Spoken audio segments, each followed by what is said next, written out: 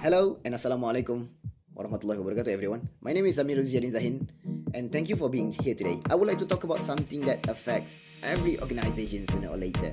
How leadership plays a crucial role in preventing burnout during times of change.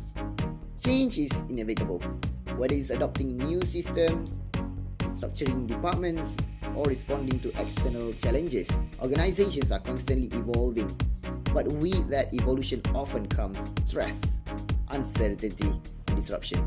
People are asked to adapt quickly, take on new roles, or manage more work. If not handled carefully, these can lead to burnout, a state of physical, emotional, and mental exhaustion lowers productivity, kills motivation, and hurts overall well-being. This is why leadership is more important than ever during times of change. Leaders set the tone, guide the process, and support their people. They are not managing tasks, they are managing emotions, expectations, and energy levels. With the right leadership approach, a team can navigate even the toughest transition while staying healthy, engaged, and productive. So, one of the most powerful things a leader can do is foster a supportive work culture. This means creating an environment where people feel safe, valued, and heard. When employees feel comfortable sharing their concerns, they know their leaders are listening and reduces stress and build trust. Something as simple as regular check-ins, open door policies, or team discussion can make a big difference. It allows people to express how they are coping and give leaders insight into how best to support them. Equally important is the ability to set realistic expectations.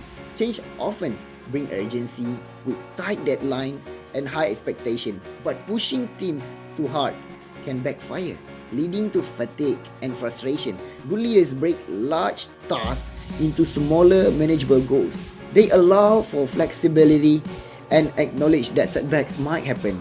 When expectations are realistic, people can work with focus and clarity instead of pressure and panic. Another key factor in preventing burnout is prioritizing mental and physical well-being. Leaders should actively encourage practices that promote health, like taking regular breaks, maintaining a healthy routine, or practicing mindfulness. It's also powerful when leaders lead by example, when they take time off, set boundaries, or openly talk about their own stress management strategies. It normalizes self-care and reminds everyone that health comes first. A healthy team is a high-performing team. Speaking of boundaries, it is important for leaders to establish clear limits between work and personal time. During periods of change, it's tempting for people to stay online longer, reply to emails late at night, or skip lunch break to meet new demands. But over time, this always-on mentality drains people.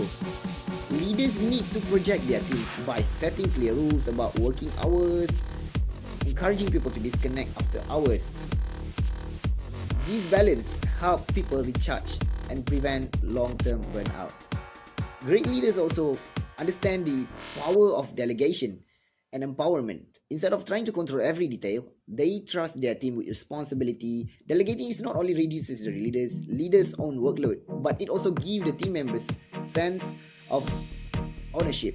And when people are trusted to make decisions, take initiative, and lead in small ways, they become more invested, engaged, and motivated. Empowerment builds confidence and creates more resilient teams.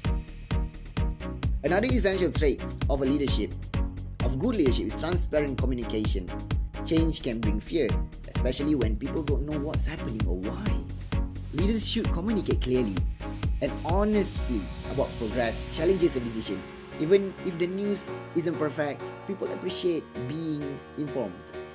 Transparency builds trust, reduces uncertainty, and helps everyone feel like they are part of the journey rather than just watching from the sidelines. In the middle of change, it's easy to focus on what's still not done, but it's also just important to recognize and celebrate achievements. Acknowledging your progresses, whether through small shout-outs, thank you messages, or informal team celebration, boosts morale and remind everyone that their work matters.